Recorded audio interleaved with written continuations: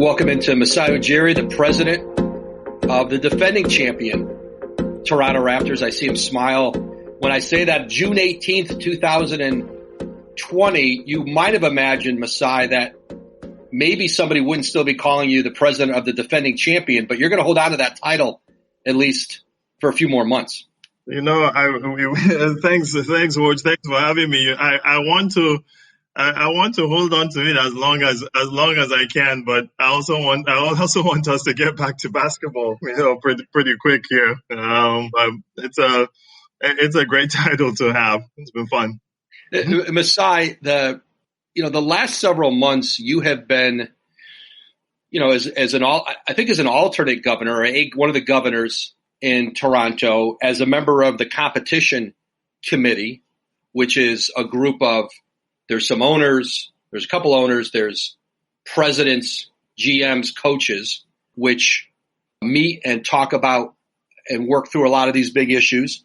There's a GM committee that Bobby Webster, your GM, is on, and your relationship with Adam Silver, how have you seen over the last several months, maybe the adaptability or how the NBA, different organizations, ownership groups, the management side, the commissioner's office, how have you seen everybody work together through this crisis?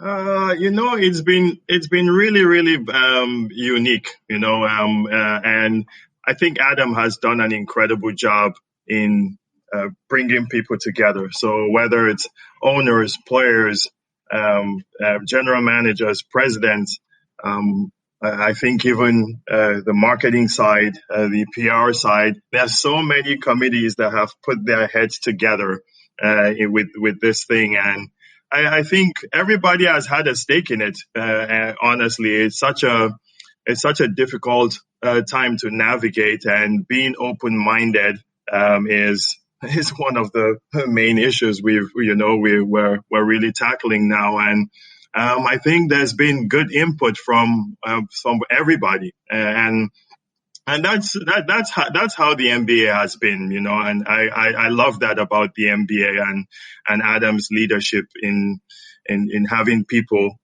He reads all these ideas, people send him ideas, people send him things, I think it's very unique for us to be in this position, and hopefully there's going to have to be a lot of compromise, but hopefully it works out for us. You mentioned Adam listening to lots of different ideas. You have a strong, I think, working personal relationship with him. How does he problem solve? How have you seen him? How does he work through problems, maybe differently than other leaders you've been around? How does that process work for him? He's very unique because he's when people say open-minded, that guy is open-minded. He'll respond to your text at 2 a.m. He's one of just those guys that wants to know what other people are thinking, and there's no ego, and that's a big thing. When we get into positions and we start trying to think it's our decision and this is us, bringing people together, that team around you, and he's working for the owners. I think it's very unique, his relationship with them, like relationship with players. I think they're the biggest thing in this, because I think they're the substance of the NBA and what the NBA is about. And I see him as one of those visionaries also, one of those visionary owners that you just look ahead. You always have to think ahead, and that's what makes him unique. Masai, when you think of, even for your own organization, when you start looking ahead now to what this pandemic has meant for this season, what it might mean for next season, you're touching the business side as president of the Raptors. You've got to take a look at what it's going to mean for revenue and fans in the arena. Do you see this as you guys are planning out, is this a 2-year issue, a 4-year issue, a 5-year challenge? Do you even know yet? I think we don't know yet. Is how I console myself in some kind of way. You have to, we're dealing with now, and yes, in our jobs we have to look at the future. But honestly, Woj, I'm not. After this is done, like I'm not trying to play with. I'm not trying to play without fans next year. How do we find a way? Like, and we listen to this the health experts, and we hope that we can actually find a vaccine, fast and figure out this pandemic, quicker. But the human beings we're just resilient people, like that's who we are. That's how we are, like as human beings. And I think we will get through this and we will find a way. I'm really optimistic about it. And sports is just one of those things, as you can see, it's one of those things that brings people together and we miss. The people around me during this time that miss sports so much. Look at The Last Dance, like everybody was so into it and you could feel, even if it's just those people that watch sports for 10 minutes of their day, like it's something that we all really miss. And so I'm hoping we get through this time in Orlando, and hopefully next season we get back to normal life is my hope. And if we don't, we'll be prepared. Masai, when you look at from a basketball perspective, the traits of a team that you think would contribute to having some success or advancing deep in this 22-team return to play, besides having talent typically wins out in the NBA. Is there going to be any trait, do you think, that might be different than a normal playoff run where you got to get on the road and you got to win in a hostile arena, which is a big challenge? That won't be the challenge in Orlando.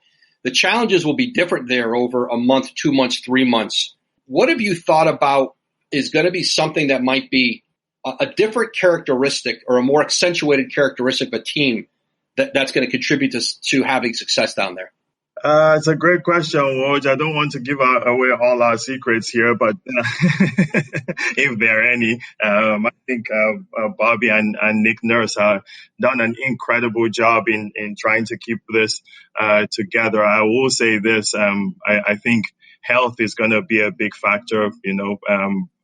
These players we have to pay attention that we've been cooped up for a few months, right? And how I think they've done a good job of maybe with the schedule on how we get back to fitness, get back to playing, gradually get back to playing this test games and then real games. So there's going to be some strategy to it. I know these coaches are working hard on it, and I know Nick Nurse is one of those guys that thinks that way. You have to have that mindset to conquer adversity, which there's going to be, I think, some of that in just this whole campus situation that we're in. Mental toughness is going to be a huge factor, I think, and we're paying attention to that with our players. Sports is about winning, right? We play sports for only one thing, and it's to win. And I think I love the mindset of our team, our players, our coaching staff. That's the mentality that we're always going to have. We play sport to compete and to win.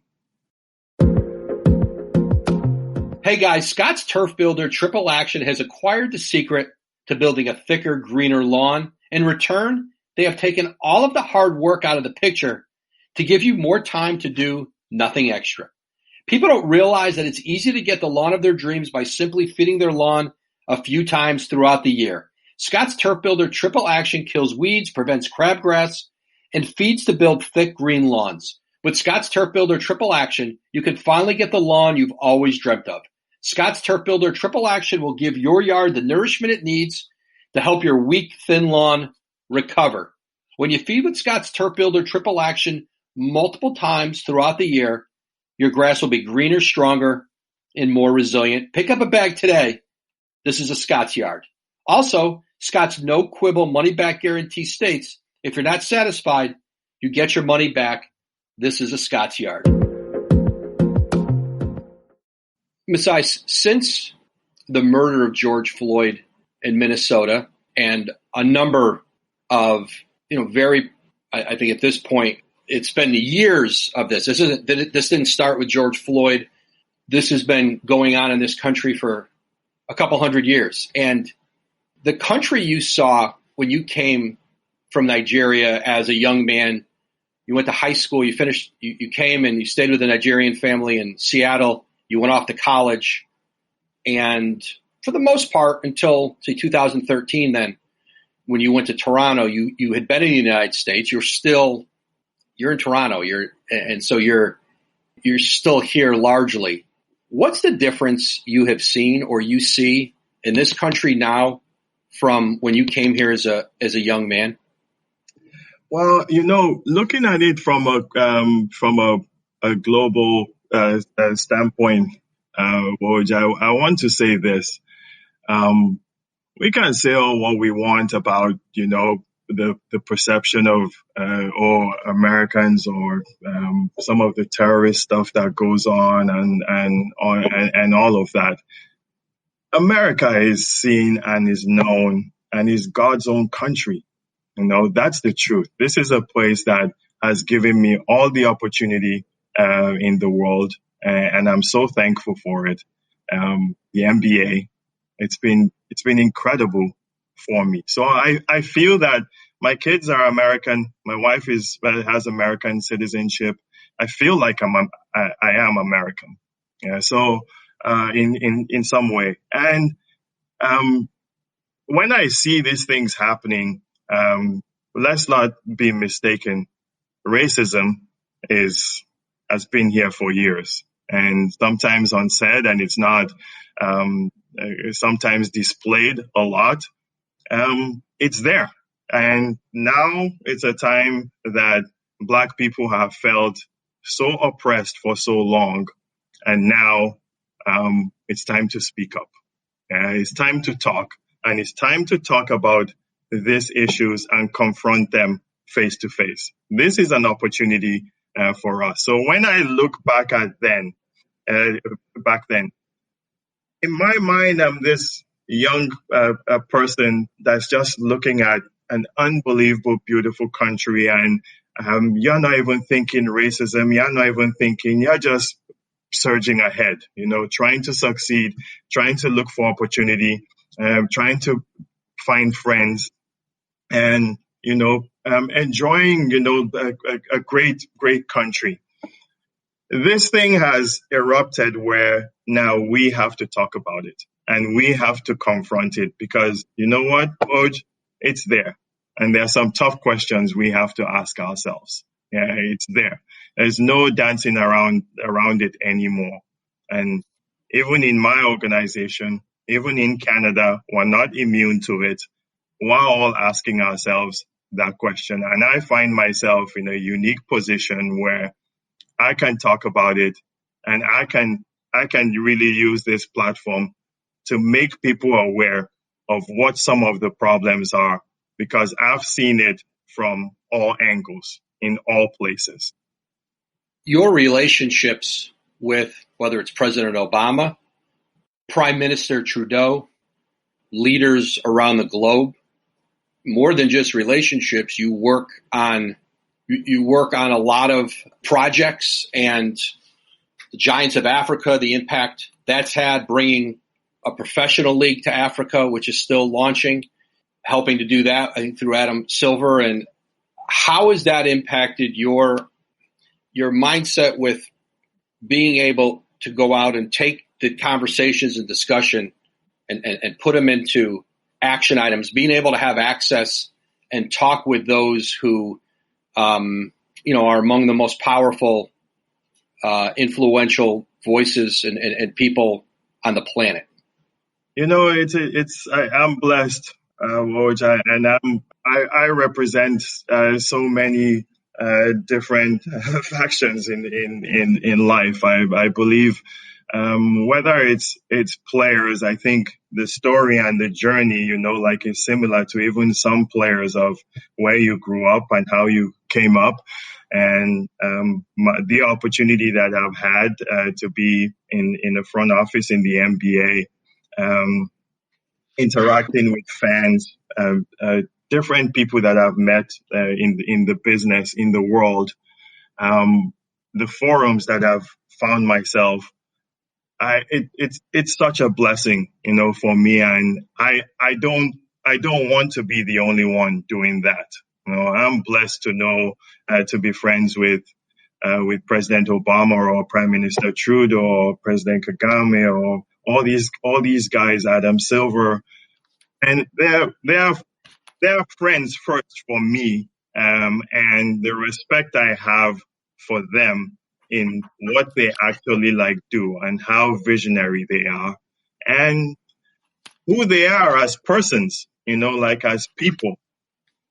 One of the questions we have to ask ourselves, Woj, in this whole thing is who are we? Who are you as a person? And it's one thing that we have to ask ourselves, because when I look at some of the issues and things that are happening, there is police brutality, there is racism, there is oppression of Black people and minorities. There's no doubt about it. Who are we as human beings, humanity? When I look at that cop stepping on George Floyd's neck, okay, and I look at those three people watching, three policemen watching him. Who are you as a human being? To actually do that to a person, and the person is calling out for his mom and begging for you and telling you he cannot breathe, and you have him handcuffed. Who are you as a human being, right? When I look at those cops in Buffalo, and then they release a statement and say the guy tripped. Okay, okay. Well, even if an old man trips, black, white, blue, pink, I don't care who you are. I don't care what color you are. If an old man, 7-year-old man is bleeding from his ear or his head, whether he tripped or not, help him. Okay? Help a human being. That's who you are as a human being. Okay? And I feel that it's now time to really talk about it. So these guys in these places that you've talked about have helped me. They've really helped me see the world in a different perspective, because in their ways they are humble. In their ways, they also love the game of basketball and sports, and they see how it brings people together. It does bring people together. But that question that I have is, who are we as human beings? Who are we? And that's why I raise that question so much, because it's a time to ask. Masai, I remember when President Donald Trump was quoted as saying, and I think it was the Washington Post, referring to countries in Africa, whole countries. And I called you and asked you if you wanted to speak about it, and you did. And, I reported your reaction to that. And I was thinking recently about why were you the only team president or general manager that I thought of calling? Why were you the one who was only supposed to speak out and react to it? Why didn't I ask anybody else to react to it? I asked you. And I think that gets back to, and you just said it, this is not just a problem for those in the Black community to address, to talk about. It's got to be everybody. And I think about that. I've thought about that lately. And you and I have been talking about this, and who else is going to speak up? Who else, especially around the NBA, where, come on, all of us are the beneficiaries of, I don't have my job, and general managers and coaches, and come on, go down the list of white people who cover the NBA, who more importantly work in the NBA. We do it based on the work ethic, the talent, the tenacity, the intelligence of largely young black men. And where have the other voices been?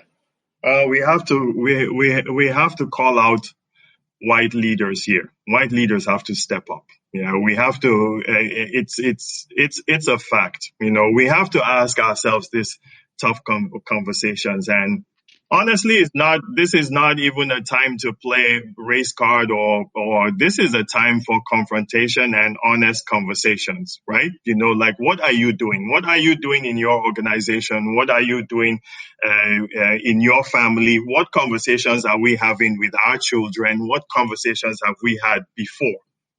Because where does it come from? I didn't grow up in, a place where, it was only like white people that grew up there, because I can't blame them, you can't actually blame them. What's their education on humanity? What's their education on people? What's their education on, what happened 200-300 years ago?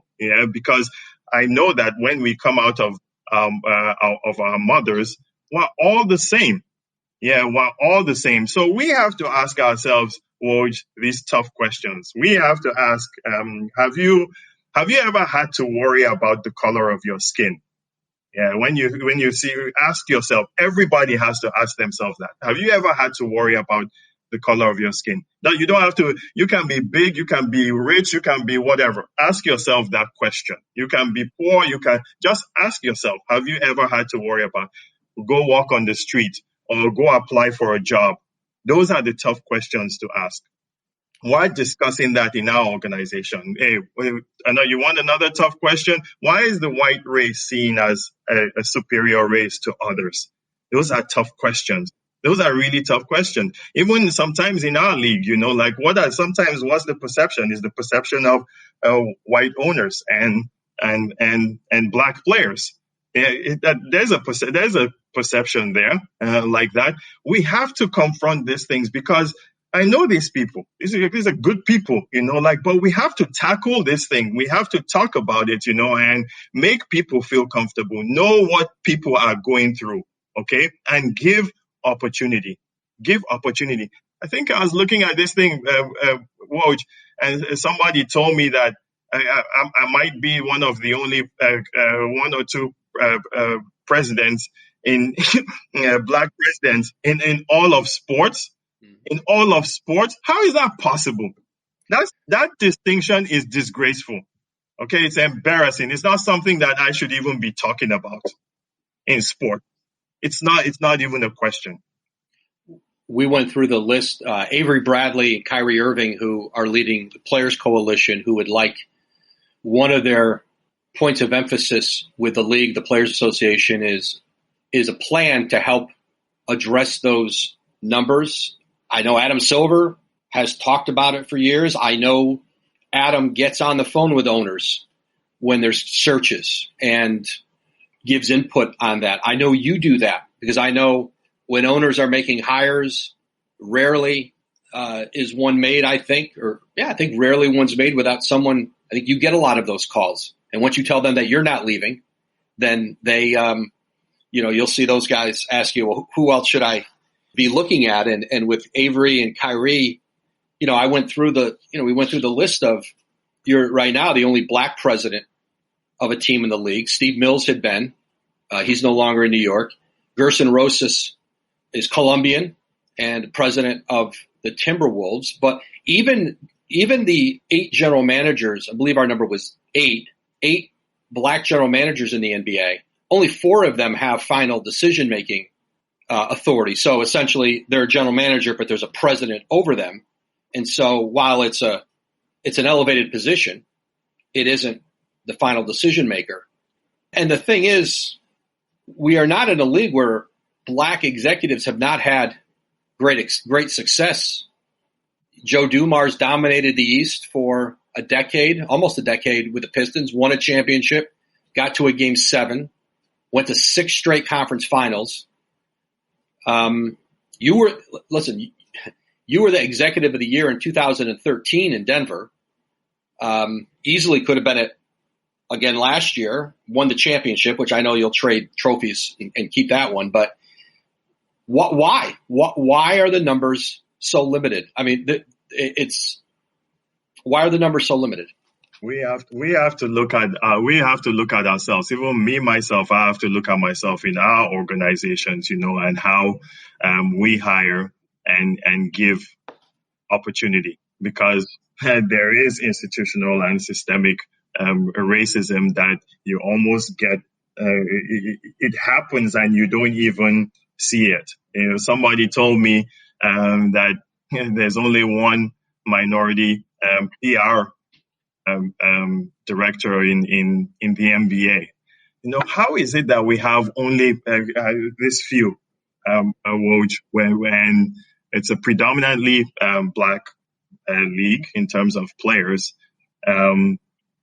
I really question it, and I think we generally in sports, in every sports, NFL, Major League Soccer, Major League Baseball, we have to really look at this, and it comes from all different levels. Yeah, it's not just hiring an inclusion officer or diversity and inclusion officer now. This is really tackling this issue, because you can hire somebody and put him in human resources, and then they're hiring interns. Yes, we need that. We need to encourage and develop youth as much as we can.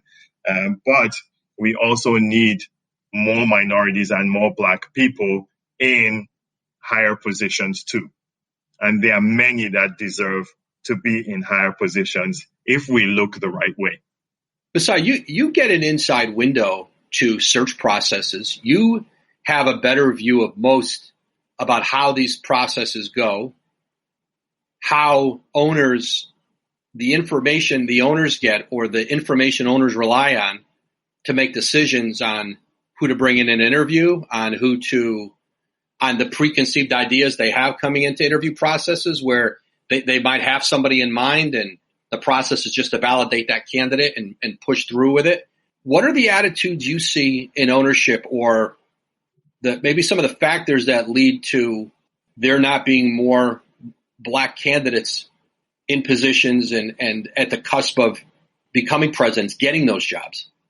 Well, I think everybody, has the right to have their preference, that's for sure, and I think a lot of these owners, especially the ones I have dealt with, I think they look at it, openly, and look at it,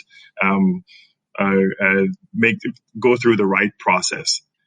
We have to dig deeper, and much, much deeper into minorities and black people, because sometimes I feel that there might be a perception that in those strategic positions, they maybe they think minorities cannot do it, so.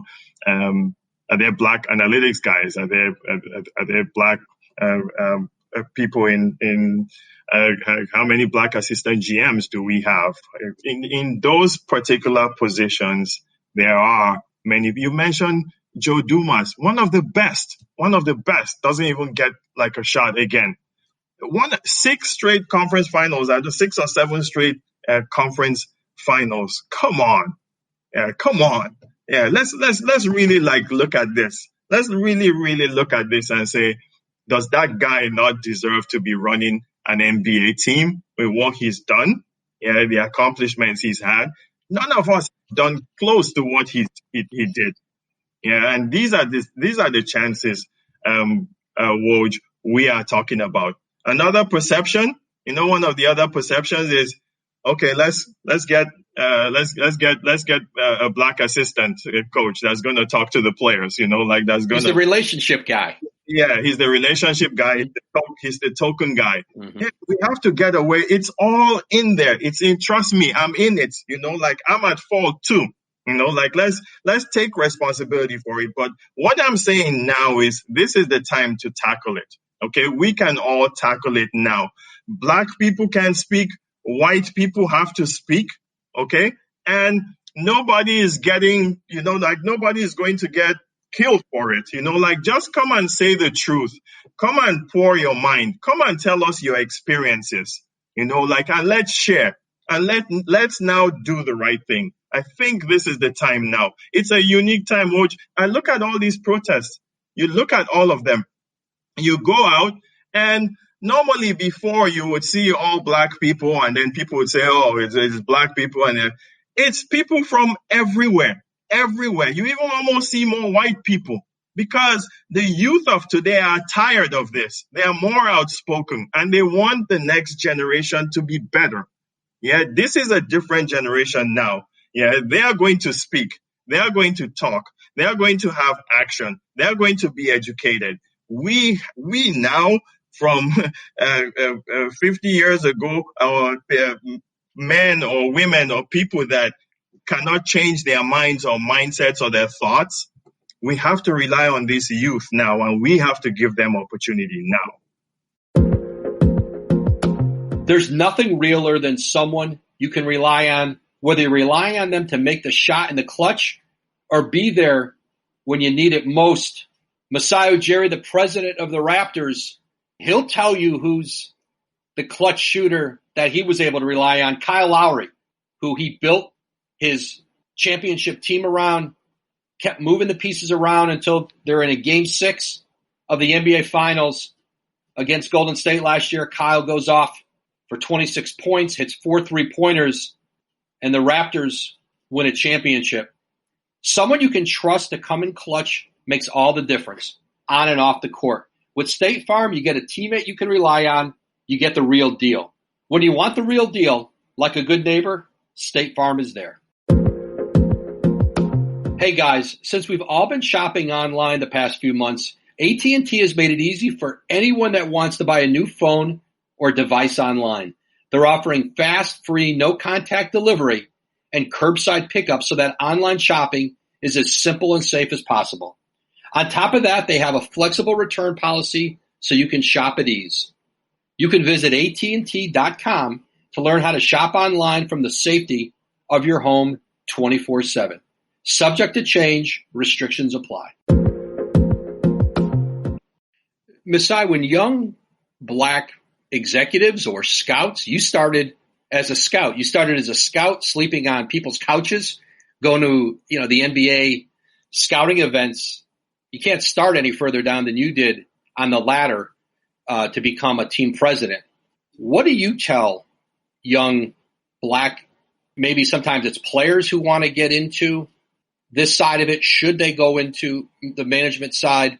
Those who have moved in and want to climb that ladder, I know many come to you and seek your advice. They've seen you do it. What do you tell them? I think we have to start developing programs. I know the NBA has, started developing really good programs for ex-players. I think maybe we in teams we have to start developing those kind of programs, like where we're giving 1 or 2 chances, to these kind of people, and see how they grind. We have to grind. There's no doubt about it. There's no shortcuts, and I know that there's none of these people. No, they all know that you don't have to. You're not going to take a shortcut to success here. You have to work hard. You have to put in the time. You have to educate yourself. You have to gain the experience. However you gain it, you have to really find it. You have to find it as whatever your niche is, or whatever the path you see that you want to take in this business.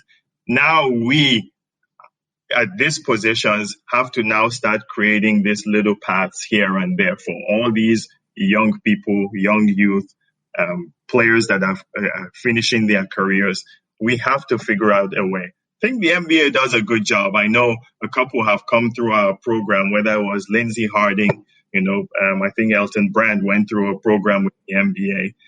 We have to develop these programs and help a lot of Black people and minorities. Yeah, we have to take it upon us in teams, individually. Yeah, we really have to pay attention to this. Masai, how would you imagine maximizing the platform that the NBA is going to have in Orlando with the world watching the league returning? How would you imagine is the best way, the most useful way, maybe the most impactful way that the NBA can address and sort of amplify these issues?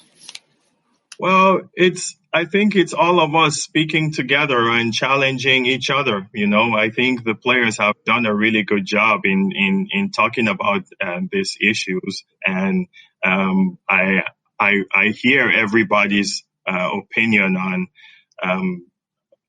whether, play or don't play. And these guys have given their all, they're trying to do their best, and they're frustrated now. People say the platform is playing, is performing. The platform is, this is the opportunity, in every single way that you can look at it. We have to use this opportunity, and it starts, to me, in Orlando. And it's not just Orlando. We have to continue these tough conversations. We have to. Sometimes these things happen, and that's almost what happened to Kaepernick. Is okay. He was almost forgotten, and this came up now, and now we see the impact of what he did.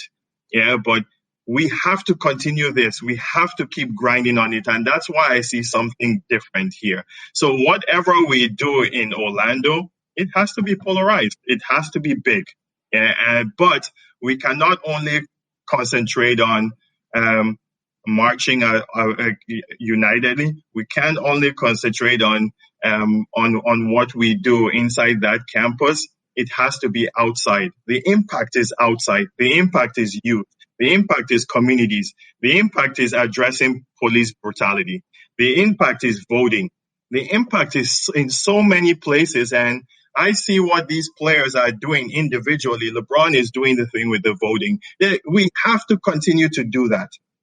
Yeah, and push and push and push as much as we can. We can't stop. This cannot stop in Orlando. It has to go on. When we start the season next year, it has to keep going on. In All-Star next year, it has to keep going on. We have to keep talking about it so it's as impactful, and we give opportunity to youth of the future. It's really important. We give opportunity to our communities. We give opportunity to the inner cities. We give opportunity to this youth, these Black youth that don't even have a chance. We have to talk about even incarceration, even Black people innocently in prison. There are so many issues at many levels that I'm telling you, we at the front have to really, really polarize and make big and try to affect change as much as we can, policies as much as we can. We have to even use these people that you have told me about that are influential, that are very well respected. You listen to President Obama, and these guys are how they speak, how they talk, their advice, and how they look at this, and how voting has to be a big, big thing with us. We have to use these platforms. Woj, it's so important. It's so important for us because it does give us the opportunity to be out there. Masai Ujiri, the president of the defending champion Toronto Raptors, he still smiles every time he hears that. It's still where's your trophy? Where do the Raptors keep that trophy right now? I wish I knew. That trophy has been in so many places, Woj, you can't even imagine. It's the beauty of it. One day it's in somebody's house, the next day it's in Nigeria, the other day it's been everywhere. So I have no idea where it is. I think the other day on the phone call, I saw somebody had it, cause we had a Zoom meeting, and it was the day of, it was the anniversary of, us winning the championship, and, somebody had it, and I was like, why don't I get it? It's kind of in the Canadian tradition of the Stanley Cup. You guys have treated it like a Stanley Cup, right? It moves around with everybody.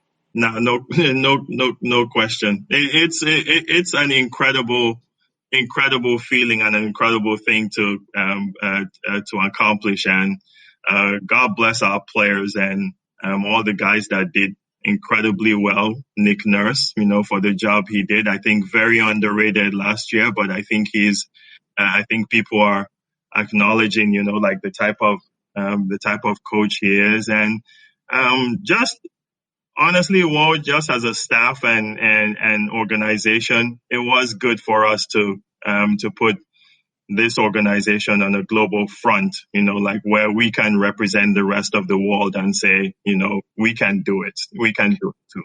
Here's a question I haven't asked you. You work, and you've always said it.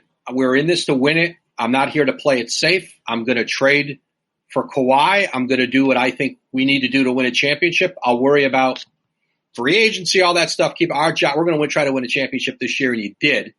And it was certainly a long time building from your time in Denver and into Toronto. I'm sure there's a lot of different ways you imagine winning a championship might change your life, your career. And then there's other ways where the parade ends and you just get up and you start going back to work again. And it doesn't feel much different. What has been, when you think of a year, almost 365 days now, what's the tangible difference in your life? From a competitor standpoint, I would say honestly, Woj, that we don't enjoy it as much as we maybe we can.